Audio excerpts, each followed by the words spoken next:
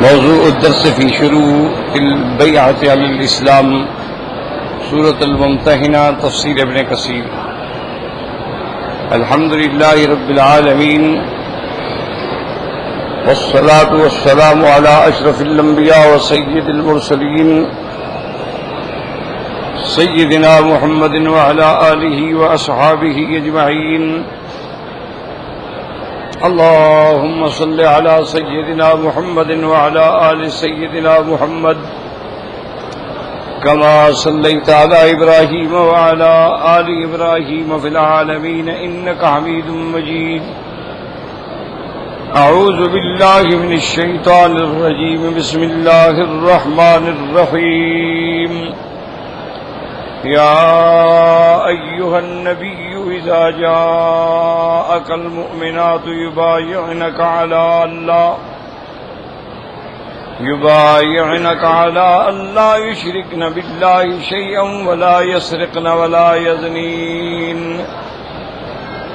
ولا يقتلن أولادهن ولا يأتين ببهتان يفترينه بين أيديهن وأرجلهن ولا يعصينك في معروف فبايعهن واستغفر لهن الله إن الله غفور رحيم.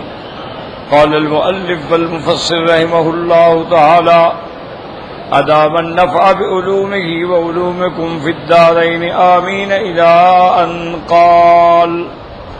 وقال ابن أبي حاتم حدثنا أبو سعيد الأشج قال حدثنا ابن فضيل أن حسين عامر هو الشعبي قال بايع رسول الله صلى الله عليه وسلم النساء وفي يده ثوب قد وضعه على كفه ثم قال ولا تقتلن أولادكن. فقالت امرأة تقتل آباءهم وتوصينا بأولادهم. قال وكان بعد ذلك إذا جاء النساء يبايعنه جمعهن فأراد عليهن فإذا أقررن رجعنا.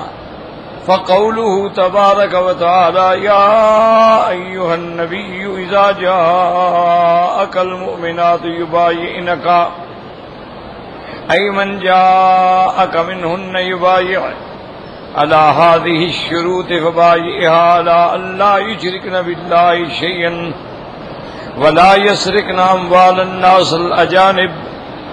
فأما إذا كان الزوج مقصرا في نفقتها فلها أن تأكل من ماله بالمعروف ما جرت به عادة أمثالها. وإن كان من غير علمه عملا بحديث هند بنت عتبة أنها قالت يا رسول الله صلى الله عليه وسلم إن أبا سفيان رجل شحيح لا يعطيني من النفقة ما يكفيني ويكفي بني فهل علي جناح إن أخذت من ماله بغير علمه. فقال رسول الله صلى الله عليه وسلم خذي من ماله بالمعروف ما يكفيك ويكفي بنيك أخرجاه في الصحيحين. اب مفسر رحمۃ اللہ علیہ فرماتے ہیں کہ حضرت ابن ابی حاتم نے اس سند کے ساتھ یہ روایت نقل فرمائی ہے کہ حضور پاک صلی اللہ علیہ وسلم نے عورتوں سے بیعت لی اور آپ کے ہاتھ پہ جو ہے کپڑا مبارک تھا، کپڑا لپیٹا ہوا تھا. ثم قال ولا تقتلن اولادکن، آپ نے یہ شرط لی کہ تم اپنی اولادوں کو قتل نہیں کرو گے. تو ایک عورت تھی ان میں جو بولی، اس نے کہا تقتل آباءہم وتوصینا باولادہم، آپ نے تو ان کے بڑوں کو قتل کر دیا بدر میں، اور ہمیں آپ وصیت فرماتے ہیں کہ ہم ان کی اولادوں کو قتل نہ کریں. تو اصل بات یہ ہے کہ بدر میں وہ تو جنگ لڑنے کے لیے آئے تھے، کو حضور پاک نے تو قتل نہیں کر دیا. قتل عامد تو یہ ہوتا ہے کہ بغیر کسی گناہ کے کسی کو قتل کر دیا جائے. وہ تو محارب کافر ہے، اگر تم قتل نہیں کرو گے وہ تمہیں قتل کر دے گا. تو ایسی باتیں جو ہیں تو اس لیے منع کیا گیا کہ کسی کو ناحق قتل نہ کرو، اولادوں کو قتل نہ کرو، کیونکہ یہ بیماری جاہلیت میں بہت تھی، بچی پیدا ہوئی زندہ دفن کر دیا، مار دیا، قتل کر دیا۔ وَكَانَ بَعْدَ ذَلِكَ إِذَا جَاءَ النِّسَاءُ يُبَايِعْنَهُ جَمَعَهُنَّ فَأَرَيْهِنَّ، اس کے بعد حضور صلی اللہ علیہ وسلم کے پاس جب عورتیں آتی تو سب کو جمع کرتے، ان پر یہ شرائط پڑھتے، اور اگر وہ ان شرائط کو قبول کر لیتی تو آپ ان کی بیعت فرما لیتے۔ اللہ یشرکن باللہ شیئا، سب سے پہلی شرط کہ شرک نہ کریں، ولا یسرقنا، اور مال لوگوں کا اجانب کا چوری نہ کریں۔ فاما اذا كان الزوج مقصرا في نفقتها، ہاں اگر خاوند بیوی کو خرچ نہیں دیتا یا اتنا دیتا ہے جو اس کے اور اس کے بچوں کے لیے کافی نہیں ہوتا، تو بیوی کو حق پہنچتا ہے کہ وہ خاوند کے مال سے اتنی ضرورت کے مطابق اٹھا لے، کیونکہ صحیح حدیث مبارک میں ہے کہ جب ہند بنت عتبہ نے کہا کہ یا رسول اللہ صلی اللہ علیہ وسلم ان ابا سفیان رجل شحیح، ابا سفیان میرا خامن جو ہے بڑا بخیل آدمی ہے، لا یؤتینی من النفقۃ ما یکفینی، وہ اتنا خرچہ مجھے نہیں دیتا جو مجھے اور میری اولاد کے لیے کافی ہو، فہل علی جناح، کیا مجھ پہ گناہ ہوگا اگر میں اس کے مال سے اتنا لے لوں جتنا ضرورت ہے؟ فقال رسول اللہ صلی اللہ علیہ وسلم خذی من مالہ بالمعروف، آپ نے فرمایا امانت و دیانت سے اس کے مال سے لے لو، اتنا لینے کی تمہیں اجازت ہے کہ جو تمہیں اور تمہاری اولاد کے خرچے کے لیے پورا ہو جائے، تو اس کو چوری نہیں کہا جائے گا کہ اگر خامند خرچ ہی نہیں کرتا تو عورت کہاں سے لے آئے، تو اس کو اللہ نے حق دیا ہے کہ وہ اپنے مال سے اتنا لے سکتی ہے جتنا شرعاً جائز ہے۔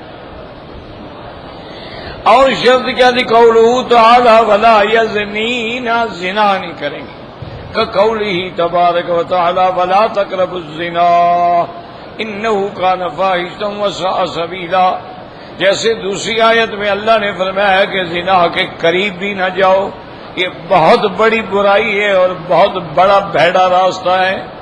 وفی حدیث سمعک عقوبۃ الزنا بالعذاب العلیم فی النار الجحیم، اور حدیث مبارک میں بڑی تفصیل سے آیا ہے کہ اللہ تبارک و تعالی جو زانی ہیں ان کو جہنم میں عذاب دیں گے۔ وقال الامام احمد حدثنا عبد الرزاق قال اخبرنا معمر بن الزہری عن عروة عن عائشة رضی اللہ تعالی عنہا قالت جاءت فاطمہ بنت عتبہ یا رسول اللہ، یہ فاطمہ جو ہے یہ عتبہ کی بیٹی ہے، حضور کی بیعت کے لیے آئی، فأخذ علیہا ان لا یشرکن باللہ شیئا ولا یسرقن ولا یزنین، قال فوضعت یدها على راسها حیاء فأعجبه ما رأى منها، فقالت عائشہ اقری ایتها المرأة واللہ ما بايعنا الا على هذا، قالت نعم اذن فبايعها بالآیت۔ بی بی عائشہ فرماتی ہیں کہ فاطمہ بنت عتبہ آئی بیعت کے لیے، حضور پاک نے یہ شرائط پڑھی، قال فوضعت یدها على راسها حیاء، اس نے ہاتھ اپنے سر پہ رکھا، یعنی بات نہیں کی ادب اور حیا سے، فأعجبه ما رأى منها، بی بی عائشہ کو بڑا اچھا لگا کہ دیکھو کتنا ادب ہے، حضور کے سامنے وہ بات کرنے سے بھی ڈر رہی ہے، لیکن بی بی عائشہ نے فرمایا بی بی یہ بیعت کا معاملہ ہے، تمہیں اقرار کرنا پڑے گا کہ یہ شرطیں تمہیں قبول ہیں، اگر قبول ہیں تو پھر بیعت ہوگی۔ اس نے کہا کہ ہاں مجھے قبول ہے۔ وقال ابن ابي حاتم حدثنا ابو سعيد الاشج قال حدثنا ابن فضيل عن حسين بن عامر الشعبي قال بايع رسول الله صلى الله عليه وسلم عن النساء وعلى يديه ثوب كربته ولا كفيه ثم قال ولا تقتلن اولادكن، فقالت امرأة تقتل آباءهم وتوصي بأولادهم، قال وكان بعد ذلك إذا جاءت النساء يبايعنه جمعهن فارض عليهن فإذا أقرضن رجعنا، وقوله تبارك وتعالى ولا يقتلن يقتلن أولادهن وهذا يجوز قتله بعد وجوده كما كان أهل الجاهلية يقتلون أولادهم خشية إملاق ويعم قتله وهو جنين كما قد يفعله بعض الجهلة النساء تطلع نفسها لئلا تهبل إما لغرض فاسد أو ما أشبهه. اللہ نے حکم فرمایا ان سے شرط لیں کہ اولادوں کو قتل نہیں کریں گی. اب مفسر فرماتے ہیں اولاد قتل کرنے کا کیا معنی؟ ایک تو معنی یہ ہے کہ جیسے جاہلیت میں لڑکیوں کو زندہ درگور کر دیتے تھے وہ نہ کریں، اور دوسرا یہ ہے کہ بعض عورتیں جاہلیت میں اپنے پیٹ کے اندر جو بچہ ہے اس کو گرا دیتی تھیں کسی وجہ سے کہ میرا عیب نہ کھل جائے، تو یہ بھی قتل ہے. اس سے بھی اللہ تبارک و تعالی نے منع فرمایا. وقوله تعالی ولا یاتین ببہتان یفترینہ بین ایدیہن وارجلہن، اور اللہ نے فرمایا ان سے بیعت نے کہ یہ بہتان نہ باندھیں، یعنی لا یلحقن بازواجہن غیر اولادہن، کہ اپنے لڑکا کسی کا ہو حمل کسی کا اور کہے نہیں میرے خامند کا ہے، تو یہ افطرا ہے، یہ بہتان ہے. تو اللہ نے فرمایا یہ وعدہ لیں ان سے کہ ایسا نہیں کریں گی.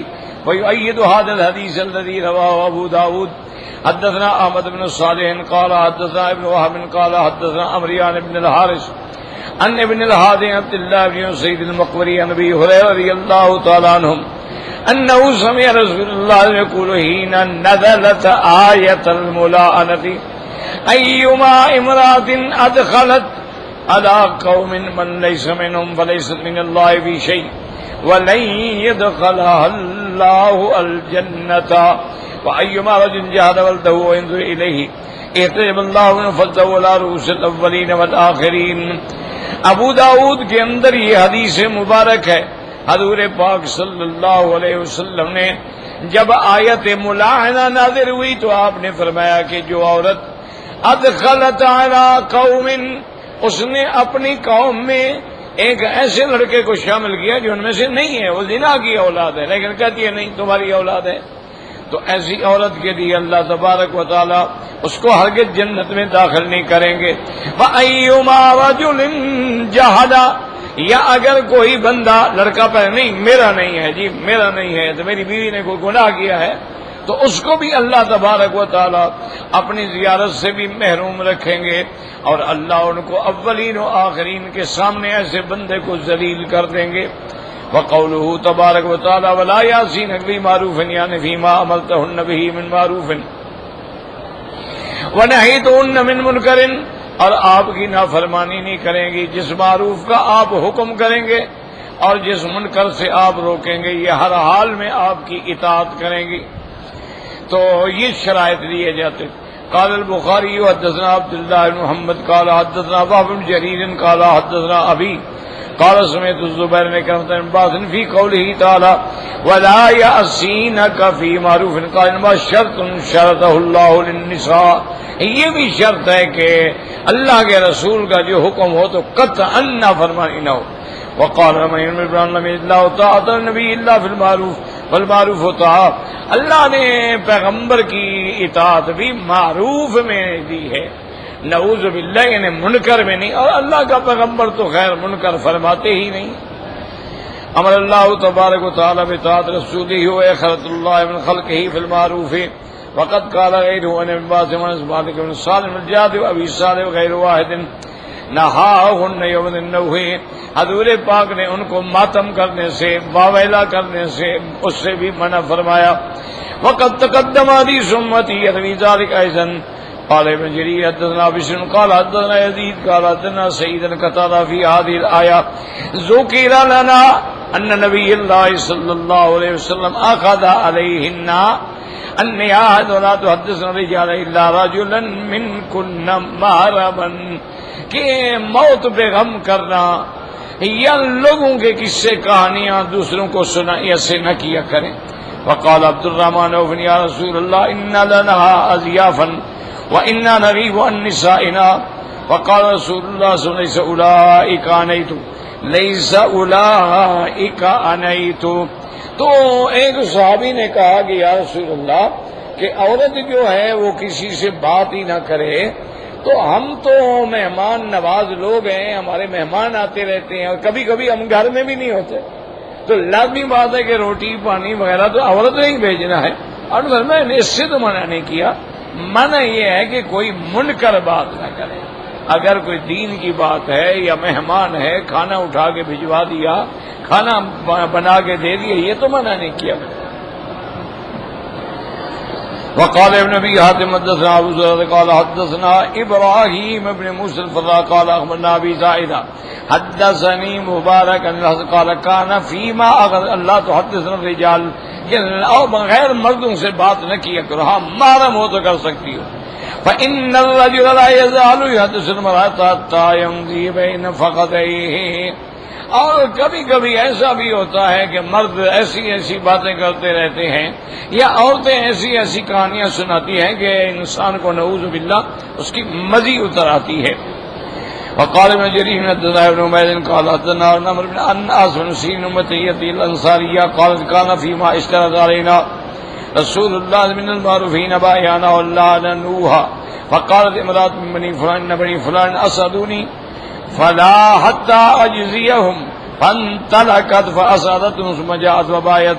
حضور نے فرمایا یہ ماتم نہ کیا کرو، رسم ہوتی تھی، عورتیں آتی کوئی مر جاتا تو مل کے روتی اور واویلا کرتی اور مرثیے پڑھتی اور بالوں میں مٹیاں ڈالتی، ایک دوسرے کا مدد کرتی تھی۔ تو ایک عورت نے کہا کہ میری ایک عورت مدد کی تھی، میں اس کا بدلہ دے آؤں پھر آگے بیعت کروں گی، پھر اس نے آگے بیعت کی۔ قال ما وفى من غيرها وغير سليم ابن انس بن مالك وقد روى البخاري هذا الحديث من طريق حفصة بنت سيرين عن عتية نصيبة الأنصارية رضي الله تعالى عنها، وقد روى نحوه من وجه آخر أيضا قال حدثنا ابن جرير قال حدثنا أبو كريب قال حدثنا ابن نعيم قال حدثنا عمرو بن فروخ القطات قال حدثني مسعود الأنصاري قال حدثت جوزنا كان في من بايع رسول الله صلی اللہ علیہ وسلم، ایک بوڑھی تھی اس نے بھی بیعت کی۔ قال بھائی واخذنا فيما اخذ الله تعالى فقال يا رسول الله الناس كانوا اسدوني الى مصائب صابتني وانهم قد صابت مصيبه وانا اريد اسعدهم قال فانطلقي فكافئيهم۔ تو آپ نے اجازت دی کہ اچھا تم نے اگر وہ پچھلا کوئی حساب چکانا ہے تو جا کے چکاؤ، بیعت کے بعد پھر نہیں کر سکتی۔ فانطلقت فكافأت منها تبايعت قال المعروف الذي قال الله عز وجل ولا يأسينك في معروف۔ وقال ابن ابي حاتم حدثنا احمد بن منصور الرمادي قال حدثني زبي قال حدثنا حجاج سبحان حسين بن نبي حسين بن بزار مراد بايعات قال كان فيما اخذ علينا رسول اللہ صلی اللہ علیہ وسلم الناصیہ فی معروف اللہ نخمش وجہا ولا ننشر شعرا ولا نشک جیبا ولا ندعو ویلا۔ تو وہ بھی فرماتی ہیں کہ حضور پاک نے جب ہم سے بیعت لی تھی تو بیعت میں یہ شرائط بھی تھے کہ کسی کی موت پہ یا غم پہ اپنے چہرے پہ ہاتھ مارنا، بالوں کو کھولنا یا واویلا کرنا اور کپڑے پھاڑ ڈالنا، یہ ساری شرطیں جو ہیں اسلام کے خلاف ہیں۔ ایک ہوتا ہے یاد رکھو غم، وہ تو فطری بات ہے، کون انسان ہے جس کو غم نہیں ہوگا۔ ایک ہوتا ہے کہ غم کی وجہ سے یا موت کی وجہ سے آنسو بہانا، یہ بھی سنت محمد مصطفیٰ صلی اللہ علیہ وسلم۔ حضور صلی اللہ علیہ وسلم نے اپنی بیٹی بی بی زینب کے بیٹے کو ہاتھ میں لیا ہوا تھا اور ان کی سانس اکھڑ رہی تھی، وہ سکرات الموت میں تھے، تو حضور صلی اللہ علیہ وسلم فرما رہے تھے واللہ یا ابراہیم انا بفراقک لمحزونون، اللہ کی قسم ہے میرے بیٹا ابراہیم تیری جدائی میں ہم غم میں بیٹھے ہیں۔ ولا نقول الا كما يحب ربنا ويرضى، لیکن ہم زبان سے کوئی ایسی بات نہیں کہیں گے مگر جس میں اللہ راضی ہو. انا للہ وانا الیہ راجعون. اور حضور کے آنسو مبارک بہہ رہے تھے. تو آنسو بہانا جو ہے یہ بھی شرعن موت پر یا غم پر یہ سنت ہے، اس سے منع نہیں کیا گیا. منع کیا گیا ہے کہ جاہلیت میں رواج تھا، اب بھی ہے، اللہ معاف کرے، کہ جب کوئی آدمی مر جاتے تھے، حتیٰ کہ اگر کوئی سردار مر جاتا تھا تو باقاعدہ کرائے پہ رونے والی عورتوں کو بلایا جاتا تھا، ان کو پیسے دیے جاتے تھے، ان کو ماتم کرنے کا طریقہ آتا تھا. تو اسی طرح اللہ کے پیغمبر نے یہ بھی فرما دیا کہ من لبس السودا وضرب الاخدودا وشق الجیوب فلیس منا. فرمایا جو ماتم میں سیاہ کپڑے پہنے، اپنے چہروں پہ تھپڑ مارے یا اپنے کپڑے پھاڑ ڈالے، اس کا میری امت سے کوئی تعلق نہیں. تو حضور صلی اللہ علیہ وسلم نے ان چیزوں سے منع فرمایا ہے. باقی غم کی بات ہے، غم کیسے نہیں ہوگا، غم تو فطری چیز ہے. سیدہ فاطمہ الزہراء رضی اللہ تعالی عنہا سرکار دو جہاں کی وفات کے بعد چند دن نہیں چل سکی، بس بیمار ہو گئی، بستر پہ گر گئی، اور 6 مہینے کے بعد وفات ہو.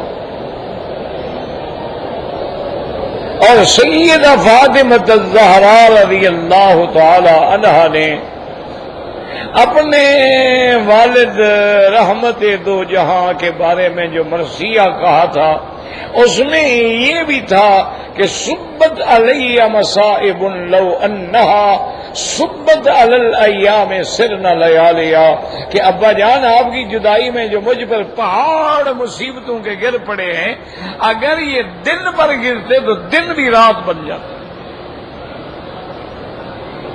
اسی طرح سیدہ فاطمہ الزہراء نے سرکار دو عالم کی وفات کے بعد فوراً جو لفظ کہا تھا وہ یہی تھا کہ یا ابتا الیوم انقطع عنا الوحی، کہ ابا جان آپ کی جدائی تو اتنا بڑا غم ہے، آج تو پھر وحی آنا بھی بند ہو گیا. وحی بھی تو نبی کے پاس آتا ہے نا، جب آپ پہ وفات آ گئی تو وحی بھی تو نہیں آئی. تو اب تو مانا یہ ہے کہ اللہ کا وحی اترنا بھی آپ کے جانے کے بعد جو ہے وہ بند ہو گیا. تو اس لیے ہمیشہ یاد رکھیں کہ رونا، آنسو بہانا، غم کا اظہار یہ بالکل جائز ہے. اور زبان پہ جو سنت ہے وہ یہ کلمہ ہے انا للہ وانا الیہ راجعون. اور پورا یہ ہے کہ اللہم اجرنی فی مصیبتی واخلف علی کل غائبۃ لی منک بخیر. اگر یہ آدمی 3 دفعہ پڑھ لے تو پھر اللہ اس کے غم کو ایسا انعام دیتے ہیں کہ بندہ سب کچھ بھول جاتا ہے. اور 2 کلمے ہیں، یاد رکھو، ان میں سارا حل ہے. انا للہ، ہم سب اللہ کے لیے ہیں. تو جب اللہ کے لیے رونے کا کیا مطلب؟ اس نے اپنی چیز لے لی. بھائی وہ مالک ہے، سب کچھ اس کا ہے. جب اس کا ہے اس نے اپنا لے لیا، تمہارا تو کچھ نہیں لیا. اور اگلی تسلی کیا ہے؟ وَإِنَّا إِلَيْهِ رَاجِعُونَ. زیادہ غم نہ کرو، ہم نے بھی تو وہیں جانا ہے نا. جہاں وہ چلے گئے ہم نے بھی اسی طرف جانا ہے، اور جب وہاں جائیں گے تو پھر ملاقات ہو جائے گی. تو اس میں غم کا کیا حال ہے؟ ورنہ جو ہے باقی یہ ماتم کرنا اور بالوں میں مٹیاں ڈالنا اور اشعار پڑھنے اور ایسے ایسے کلمات کفریہ کہنے، بے اللہ کی تقدیر کو بس میرا گھر ہی نظر آیا تھا، اور یہ خدا کی تقدیر نے بس ہمارا گھر ہی دیکھ لیا ہے، دیکھو سارا گھر اجڑ گیا. اس کی حکمتیں ہیں، اللہ کی ہر کام میں حکمتیں ہیں. وہ کسی گھر کو آباد کرے حکمت ہے، اور آباد کو اجاڑ دے حکمت ہے. وہ غنی کو فقیر بنا دے حکمت ہے، فقیر کو غنی بنا دے حکمت ہے، ہمیں اس کی رضا پہ ہر حال میں راضی ہونا۔ اسی لیے ایک حدیث قدسی ہے جو کتب سابقہ میں ہے کہ اللہ تبارک و تعالیٰ نے فرمایا اپنے پیغمبر کو کہ میری بندوں کو بتلا دیں کہ من لم یرضا برضائی ولم یقضی بقضائی فلیطلب ربا سوائی، کہ جو میری رضا پہ راضی نہیں، جو میری تقدیر پہ راضی نہیں، چاہیے اور رب ڈھونڈے، میرے ملک سے بھی نکل جائے اور جا کے خدا ڈھونڈ لے۔ کہاں نکل جائے گا؟ کوئی کائنات کا ذرہ ہے جو اللہ کا ملک نہ ہو؟ تو اس لیے ہمیشہ یاد رکھیں۔ تو بہرحال یہ بیعت شرائط تھے جو حضور صلی اللہ علیہ وسلم نے عورتوں سے بیعت کے وقت لیے ہیں، ویسے مردوں سے بھی یہی شرائط ہوتے۔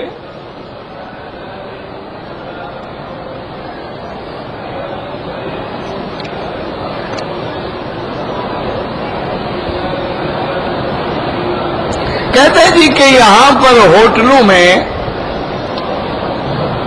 برازیل وغیرہ سے مرغیاں آتی ہیں۔ میرا بھائی ایک بات یاد رکھیں، برازیل ہو یا ہالینڈ ہو یا کوئی اور ملک ہو، جو چیزیں یعنی مرغیاں ہیں یا گوشت ہیں باہر سے آتے ہیں، عظیمت یہ ہے، تقویٰ یہ ہے کہ استعمال نہ کریں۔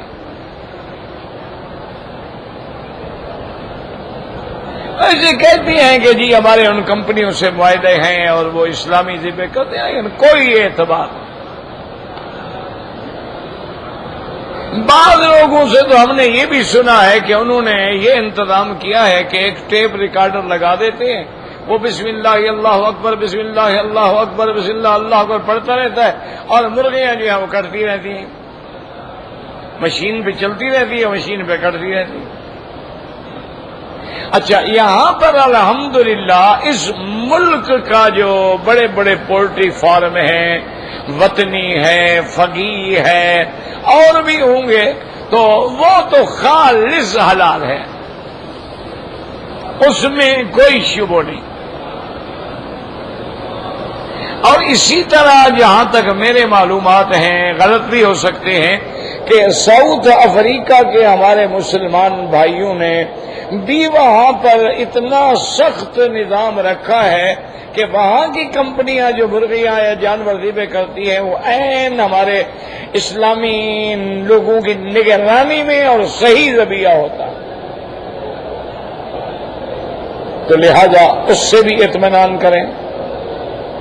اچھا، اسی طرح اگر کسی جہاز میں ہیں آپ یا سفر میں ہیں اور وہ آپ کوشر مانگیں ان سے، یعنی یہودیوں کا جو ہے، کیونکہ یہودی جو ہے وہ بغیر ذبح کے کبھی جانور نہیں کھاتا، اس لیے بڑے بڑی دنیا میں، بڑے بڑے ہوٹلوں میں، بڑے بڑے سپر سٹوروں میں ان کے بالکل سیکشن ہی الگ ہے، سوال ہی پیدا نہیں ہوتا کہ بغیر ذبح کے وہ چیز کھائیں۔ اہل کتاب ہیں، وہ بھی جب ذبح کرتے ہیں تو اللہ کے نام پہ ذبح کرتے ہیں، بسم اللہ اللہ اکبر۔ تو اگر ذبیحہ اہل کتاب ہے تو وہ بھی کھانا جائز ہے،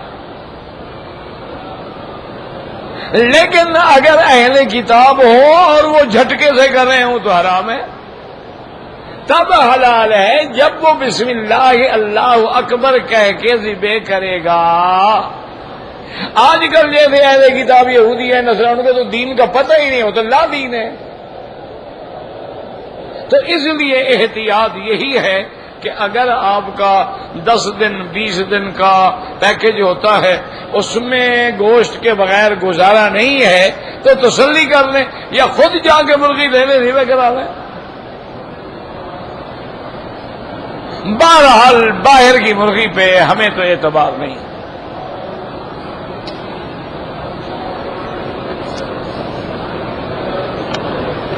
والدین کے لیے عمرہ کریں، حج کریں، نفل پڑھیں، سب ثواب ہوتا ہے، باقی مرنے کے بعد یہ جمعراتے ہیں یا 40ویں، یہ خالص بدعت ہے. آپ نے خیرات کرنی ہے، سارا سال اپنے والدین کے لیے خیرات کرو. نماز جنازہ کے ساتھ چلتے ہوئے بلند آواز میں کلمہ پڑھنا یہ بدعت ہے. کہتے جی کہ قبر پر لوگ حافظوں کو پیسے دے کر 40 دن کے لیے بٹھاتے ہیں کہ جی قرآن پڑھو. یہ خالص بدعت ہے، ناجائز ہے. پڑھنے والا بھی گناہ گار ہے اور پڑھانے والا بھی گناہ گار ہے.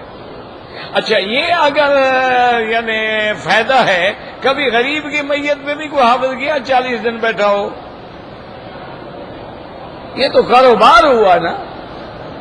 اور جس بدبخت نے ساری زندگی قرآن نہیں پڑھا، قرآن پہ عمل نہیں کیا، قبر پہ پڑھو گے تو کیا فائدہ ہو جائے گا؟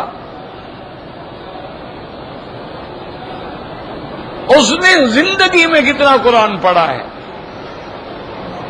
اس نے زندگی میں کیا قرآن پہ عمل کیا ہے؟ ہر چیز یعنی آپ شارٹ کٹ کرنا چاہتے ہیں امیر آدمی کے بس بخشوانا ہے، سود کھاتے رہو، 10 آدمیوں کو حج پہ بھیج دیں گے. بالکل دینے کا بھی ثواب نہیں ہے، اور حرام کے پیسے لے حج کرنے والے کا حج بھی مردود ہے، اس کا حج بھی قبول نہیں ہوتا. رواج ہے، بن گیا ہے. ہمارے حاجی آتے ہیں ماشاءاللہ، بینکوں کے ڈول گلے میں لٹکائے ہوئے ہیں. وہ بینک نے سودی پیسے سے ڈول خریدا ہے، تم نے گلے میں سود کی لعنت لٹکائی ہوئی ہے. ڈبہ سود کا اندر زمزم ڈال رہے ہوتا کہ وہ بھی حرام ہو جائے. اچھے حاجی ہو بھائی، کسی نے چھتری پکڑی ہوئی ہے، کسی نے جناب وہ گلے میں ڈول مفت ملتا ہے نا، مفت کی شراب تو کہتے ہیں مولوی بھی نہیں چھوڑتے.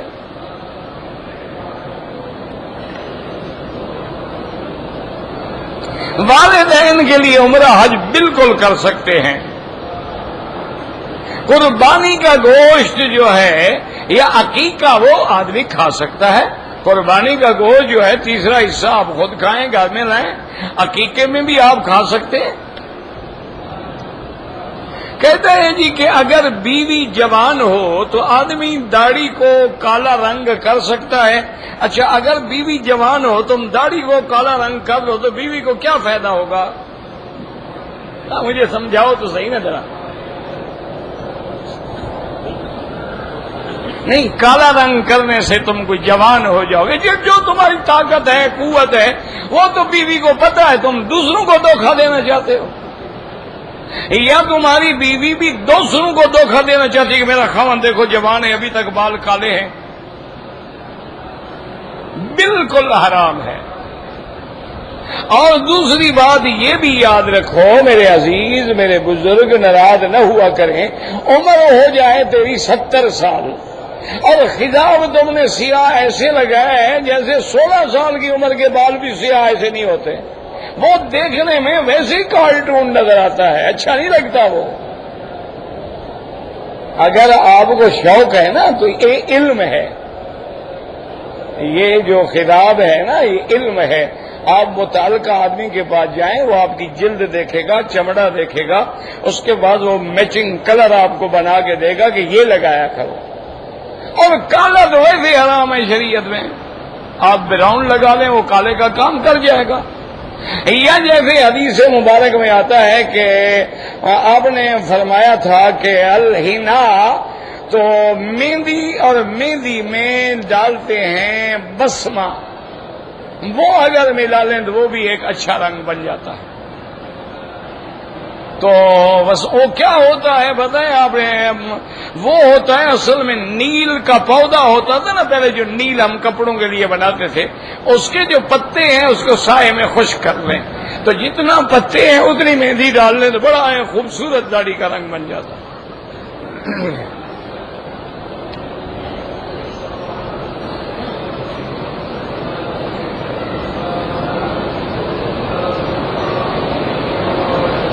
میں سمجھا نہیں کہ ماں اور بچے کے ظلم پر زیادتی،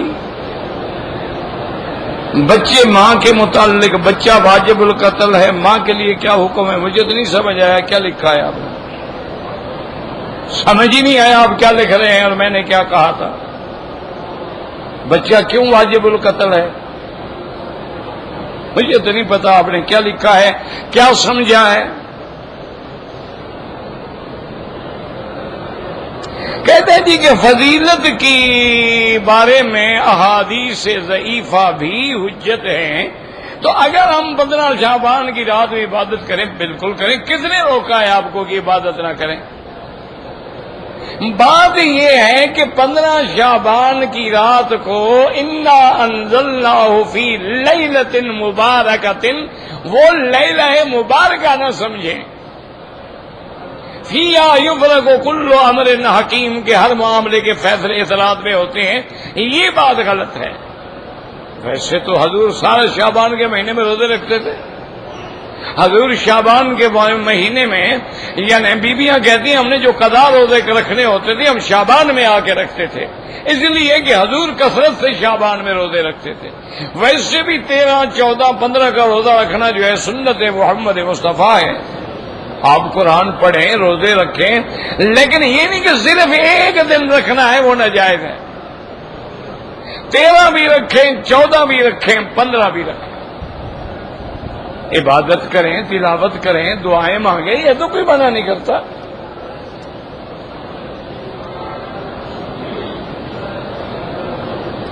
اگر کوئی عورت مسجد عائشہ بغیر محرم کے جا کے عمرہ کر لے، عمرہ ہو جائے گا، کرنا نہیں چاہیے۔ لیکن اگر چند عورتیں ہیں، گروپ ہے، جا رہا ہے تو کوئی نہیں، 10 منٹ کا راستہ ہے، اتنا بڑا سفر تو ہے نہیں۔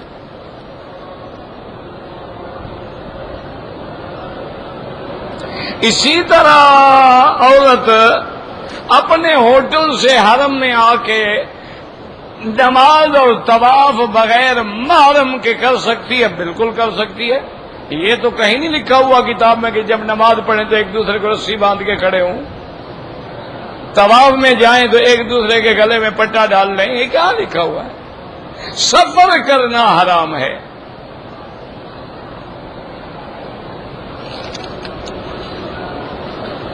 کوئی جراب پہن کے نماز پڑھ سکتا ہے، پڑھ سکتا ہے، اگر جراب پاک ہے پڑھ سکتا ہے، پلید ہے تو نہیں پڑھ سکتا۔ کہتے کہ جب ہم دوسری چھت پہ جا کے صفا مروہ دوڑیں گے تو ہمارے پاؤں تو پتھر کو نہیں لگیں گے، پاؤں لگنا تو کوئی ضروری نہیں ہے۔ مانا تو یہ ہے کہ اسی جگہ پہ کھڑے ہو کے ہم شروع کر رہے ہیں، ورنہ اب اصل تو پہاڑ وہ رہا بھی نہیں جو حضور کے زمانے میں تھا۔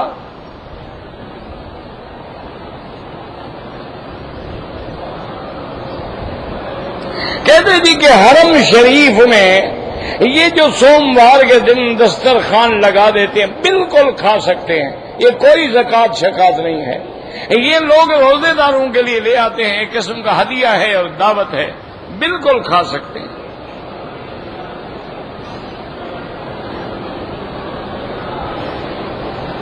جو لوگ یا علی مدد، یا رسول اللہ، یا پیر، اگر دیکھو ایک ہے کہ بر بنائے محبت غلو کرتا ہے، عقیدہ یہ نہیں ہے کہ وہ مدد کرتے ہیں، پھر تو بچ جائے گا۔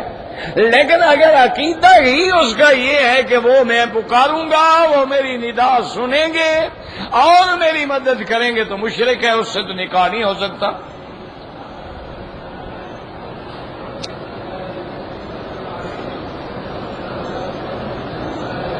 اگر آپ جتنا دیر عمرے میں لگاتے ہیں اتنا دیر طواف کریں تو طواف کا زیادہ ثواب ہے۔ مثلاً آپ مسجد عائشہ جاتے ہیں، طواف کرتے ہیں، صفا دوڑتے ہیں، بال کٹاتے ہیں، آپ کے 3 گھنٹے لگ جاتے ہیں، 3 گھنٹے اگر طواف کرتے رہیں تو اس کا ثواب زیادہ ہے۔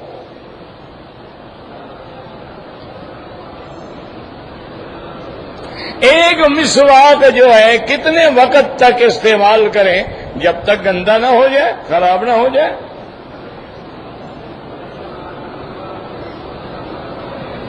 ہم عمرہ کرنے آئے لوگ ہمیں حاجی کہتے ہیں تو بہرحال غلط ہے، لیکن ایک لحاظ سے تفاعل تو ہے نا کہ اللہ حاجی بنا دے۔ عربی ہمیں حاجی کہتے ہیں، ان کو کیا پتا بیچاروں کو عربی کو تم کون ہو، نام تو ان کو تمہارا آتا نہیں، کیا کہیں بیچارے۔ اہل حدیث کی ہم پیروی کر سکتے ہیں، بالکل ساری دنیا اہل حدیث ہے، کون ایسا آدمی ہے جو اہل حدیث نہیں ہے؟ سب سے بڑے اہل حدیث تو امام ابو حنیفہ، امام شافعی، امام مالک، امام احمد بن حنبل ہیں کہ جنہوں نے حدیثوں سے مسائل لکھے اور فقہ مرتب کی۔ تم 2 حدیثیں پڑھ کے اہل حدیث بن جاتے ہو؟ جنہوں نے اتنے مسائل لکھے ہیں کہ امت کو 13 لاکھ مسئلہ لکھ کے دیا ہے، وہ ابھی تک اہل حدیث نہیں بنے۔ عجیب بات ہے۔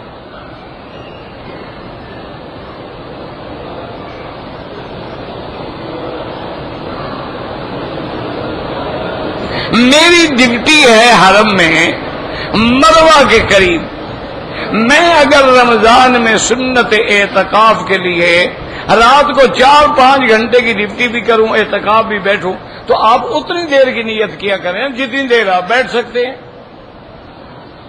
جیسے کہ اب آپ مسجد میں داخل ہوتے ہیں تو نفلی اعتکاف تو یہ بھی ہے کہ ہم نیت کر لیں کہ یا اللہ جتنی دیر ہم مسجد میں رہیں گے اتنی دیر کے لیے ہمارا اعتکاف ہے، تو اعتکاف کا ثواب بھی ملتا رہے گا۔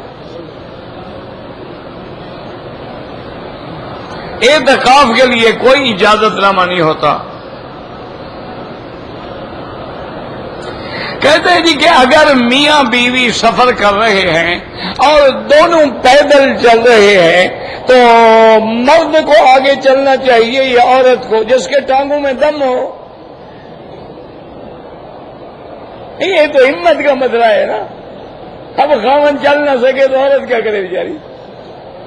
نہیں، آگے پیچھے چلنے سے کیا ہو جائے گا؟ ویسے مرد کو اللہ نے آگے رکھا ہے، اس لیے امام مرد ہوتا ہے، عورت تو نہیں ہوتی۔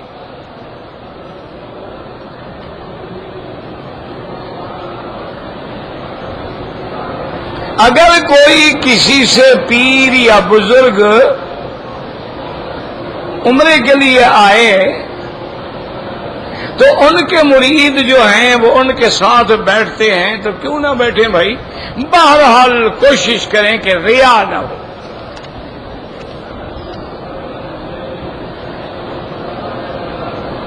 کہتے ہیں جی کہ بعض دیوبندی کہتے ہیں کہ قبروں سے فیض پہنچتا ہے، تو ان سے پوچھو کیسے پہنچتا ہے؟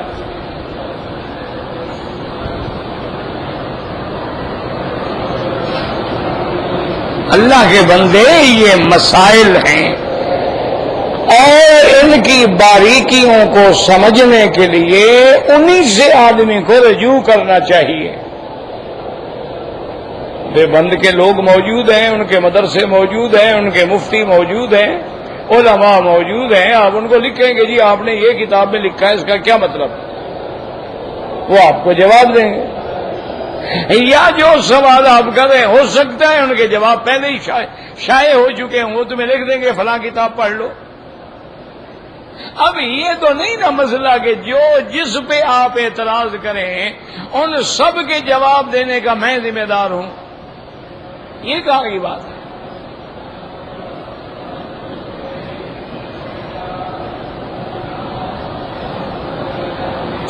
کہتے جی کہ 2 سال کے بعد جب ہم گھر جاتے ہیں تو بیوی سے 2 سال دور رہ سکتے ہیں۔ جو نوکریوں پہ آتے ہیں، غریب ہیں، مجبور ہیں، ان کی بیویوں نے ان کو راضی ہو کے اجازت دی ہے تو آ سکتے ہیں، اور یہ بھی یقین ہو کہ پیچھے میری بیوی کی عزت محفوظ ہے، ورنہ بالکل نہیں آنا چاہیے۔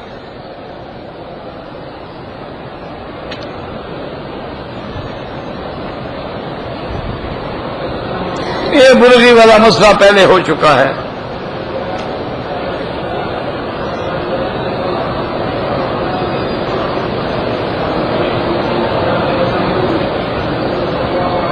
قتل کرنے کے بعد اگر دیت دے دے تو معاف ہو جائے گا۔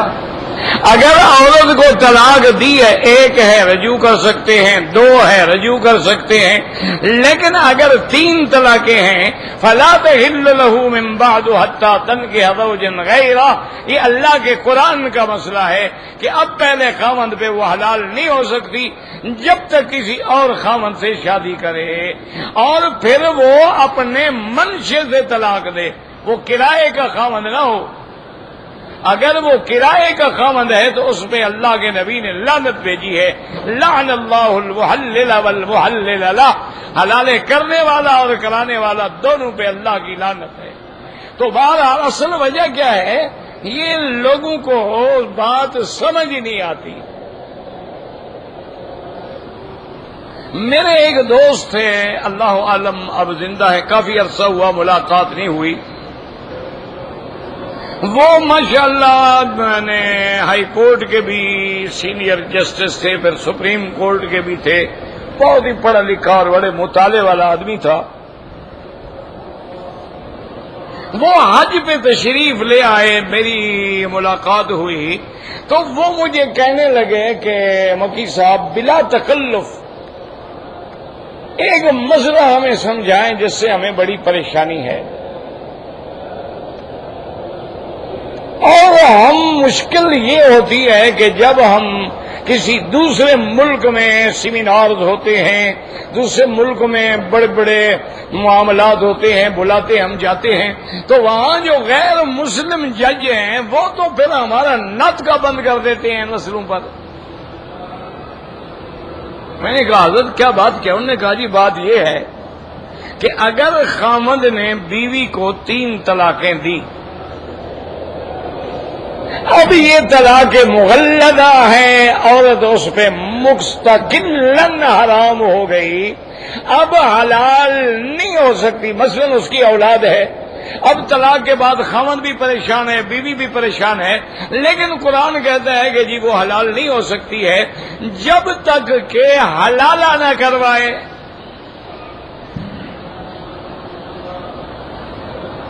میں نے کہا جی بالکل یہ قرآن کا مسئلہ ہے.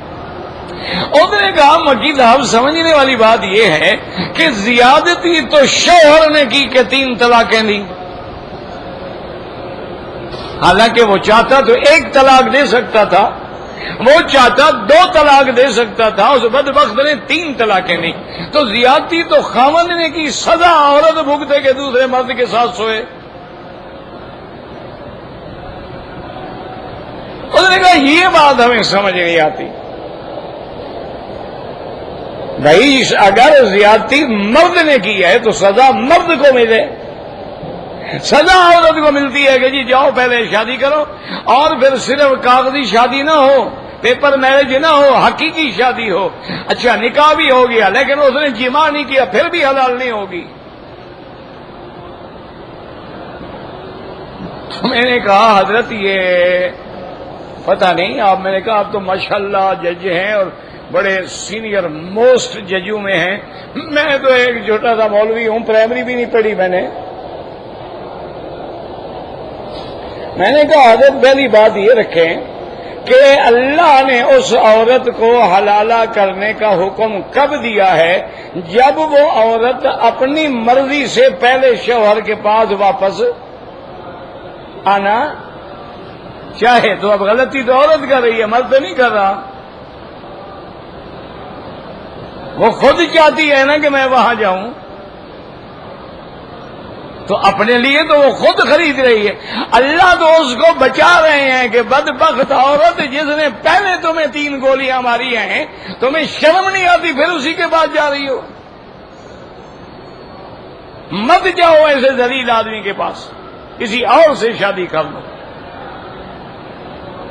تاکہ جس نے پہلی تمہاری بے قدری کی ہے، تمہاری توہین کی ہے، تمہیں 3 طلاقیں دے کے گھر سے نکال دیا ہے، اب اسی گڑھے میں دوبارہ مرنے کے لیے جا رہی ہو. بالکل نہ جاؤ، دوسری شادی کرو تاکہ اس کا دل کسی دوسرے سے لگ جائے، جان چھوٹے، ادھر کا خیال ہی چھوڑ. تو یہ تو اللہ نے عورت کی ہمدردی میں قانون بنایا ہے، آپ کہتے ہیں اس میں ظلم ہو رہا ہے. اللہ تو چاہتے ہیں اس سے ظلم نہ ہو، کہ جس گڑھے سے ایک دفعہ پاؤں ڈس جائے مومن دوبارہ نہیں ڈسا جاتا. جس شوہر نے اتنا بڑا ظلم کیا، اللہ کے عرش کو ہلا ڈالا ہے، اس کے بعد پھر جانا چاہتی ہو؟ مذاق سمجھ رکھی ہے تم نے. میں نے کہا یہ تو عورت کی فیور ہے، اللہ نے تو عورت کی حفاظت کی ہے کہ ایسے گندے آدمی کے گھر میں دوبارہ مت جاؤ.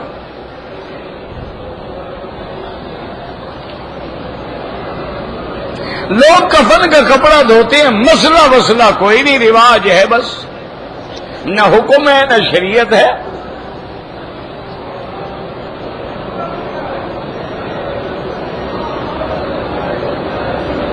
ہم عرفات میں ایک کمپنی میں کام کر رہے ہیں، مسجد قریب نہیں ہے، کوئی بات نہیں، اللہ پاک نے حضور کی امت کے لیے جعلت لی الارض کلھا مسجدا وطہورا، اللہ نے فرمایا، نبی پاک نے فرمایا، اللہ نے ساری زمین کو میرے لیے مسجد بنا دیا ہے، جہاں مرضی آئے کھڑے ہو جاؤ۔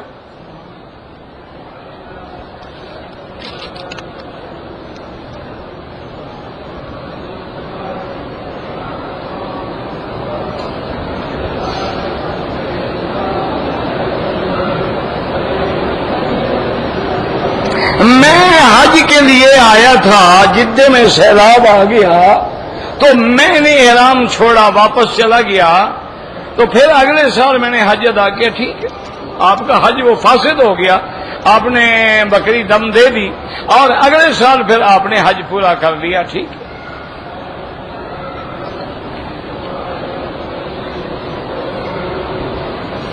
اگر ہم نے پہلا عمرہ کیا ہے اور سر پہ اس طرح پھروا دیا، اب اگر ہم دوسرا عمرہ کرنا چاہیں تو بال تو ہے نہیں، بال چاہے نہ بھی ہوں تو اس طرح پھروانا پڑے گا۔ مثلاً اگر کوئی گنجا آدمی حج کرے یا عمرہ کرے وہ کیا کرے؟ پھر اس طرح اس کو بھی پھروانا پڑے گا۔ اللہ تبارک و تعالیٰ کو تمہارے بالوں کی ضرورت نہیں ہے، اللہ تبارک و تعالیٰ کو تو صرف تعمیر حکم ہے کہ میں نے گردن جھکا دی ہے، میں نے اپنے اللہ کے آگے، اللہ کے حکم کے آگے گردن جھکا دی ہے۔ بال نہ بھی ہوں 100 دفعہ عمرہ کریں، ہر دفعہ اس طرح پھروانا پڑے گا، ورنہ افضل یہ ہوتا ہے کہ اتنا وقفہ کریں کہ بال نکل آئیں، جیسے کہ صحابہ فرماتے ہیں حضرت عبداللہ ابن زبیر بہت عمرے کرتے تھے، حضرت عبداللہ ابن عمر بھی بہت عمرے کرتے تھے۔ اچھا، ایک حدیث میں بھی ہے کہ جس آدمی کی غربت ہو، کاروبار میں برکت نہ ہو، رزق میں تنگی ہو، وہ عمرے زیادہ کرے، اللہ برکت ڈال دیتے ہیں۔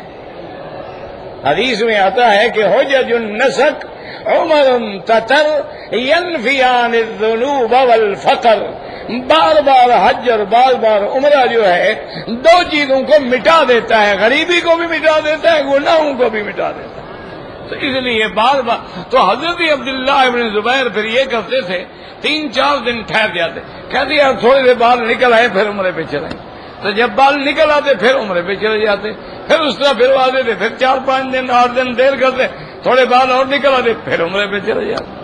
تو افضل تو یہی ہے، لیکن اگر کسی نے احرام باندھ لیا ہے اور بال نہیں ہے اس طرح پھروانا ہو۔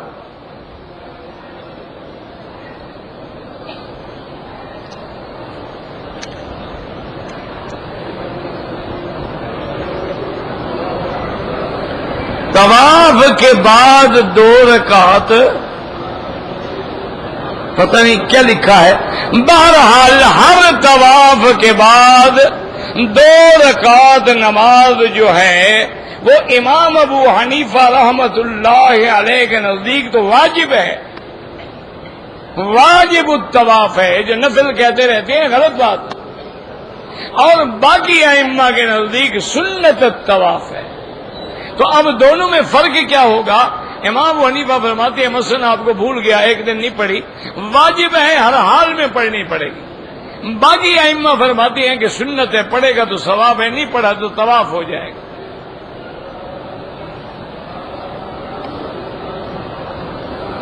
میرا بھائی، زمزم کا پانی ہو یا کوئی بھی پانی ہو، ہمیشہ بیٹھ کے پینا چاہیے، کھڑے ہو کے پینا منع ہے۔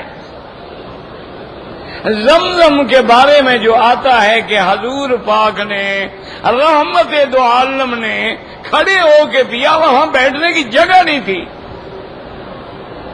کیونکہ ڈول کھینچے جا رہے تھے، پانی سے نیچے سارا پانی تھا، تو اس لیے حضور پاک نے کھڑے کھڑے زمزم کا پانی پیا۔ اب مسئلہ یہ ہے کہ اور پانی اگر کھڑے ہو کے پیو گے تو گناہ گار ہے، لیکن زمزم کھڑے ہو کے پی لے تو گناہ نہیں ہوگا کہ حضور نے پیا تو ہے نا، چاہے کسی عذر کی وجہ سے ہی ہو۔ لیکن افضل یہی ہے کہ بیٹھ کے اور باقاعدہ بسم اللہ الرحمن الرحیم پڑھ کے ہر سانس پہ الحمدللہ اور 3 سانس کے ساتھ پانی پیے. اور اس کے بعد جو ہے حضرت ابن عباس دعا مانگتے تھے اللہم انی اسألک علما نافعا ورزقا واسعا وشفاء عن کل داء. یعنی یہ حضرت ابن عباس کی دعا تھی. ویسے آدمی جو چاہے دعا مانگے. اور پھر یہ بھی یاد رکھ لیں کہ زمزم جو ہے صرف بیماری کے لیے نہیں ہے بلکہ ہر کام کے لیے. ماء زمزم لما شرب لہ، زمزم پینے کے بعد جو دعا کرو گے، جس مشکل کے حل کے لیے دعا کرو گے، اللہ تبارک و تعالیٰ وہ پوری کر دیں گے. تو زمزم کے بعد ہر دعا قبول ہوتی ہے. اور زمزم جو ہے طعام و طعم و شفاء و سقم. ایک دفعہ میں نے مدینہ منورہ میں حاضری نصیب ہوئی تو میں نماز پڑھ کے نکل رہا تھا تو راستے میں زمزم کے ڈور رکھے ہوتے ہیں.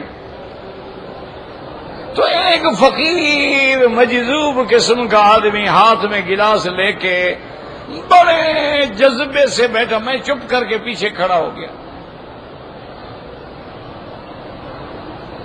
اس نے بڑی عجیب بات کی.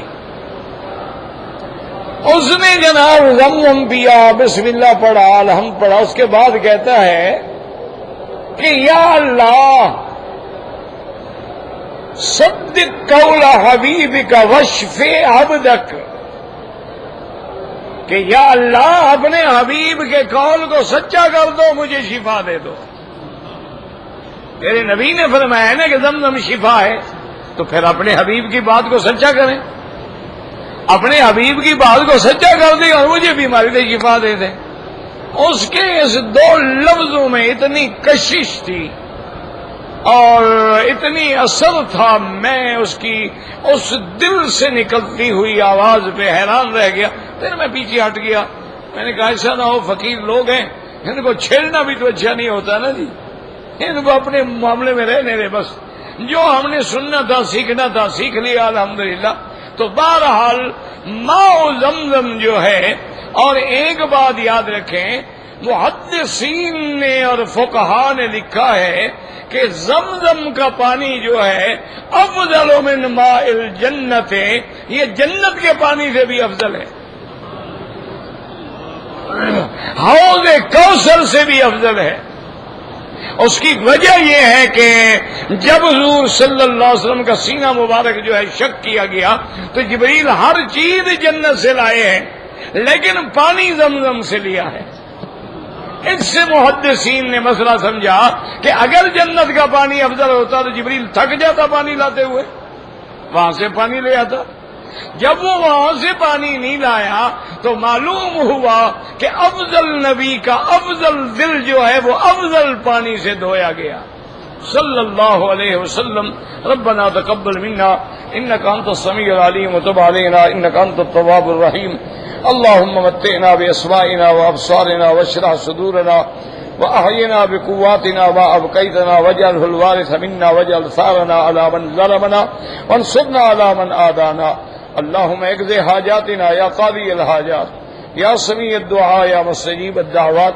اللهم اشفنا واشف مرضانا وارحم موتانا واستجب دعاءنا ولا تخيب رجاءنا برحمتك يا ارحم الراحمين. اللهم بلغنا رمضان كما بلغتنا شعبان.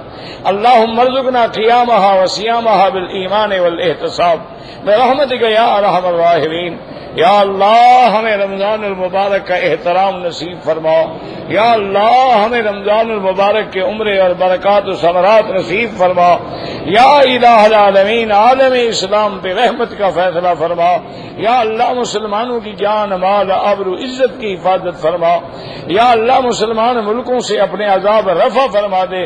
یا اللہ ہمیں مانگنا نہیں آتا بغیر مانگے عطا فرما دے. ربنا تقبل منا انك انت السميع العليم وتب علينا انك انت التواب الرحيم. وصلى الله تعالى على خير خلقه سيدنا محمد وعلى آله واصحابه اجمعين.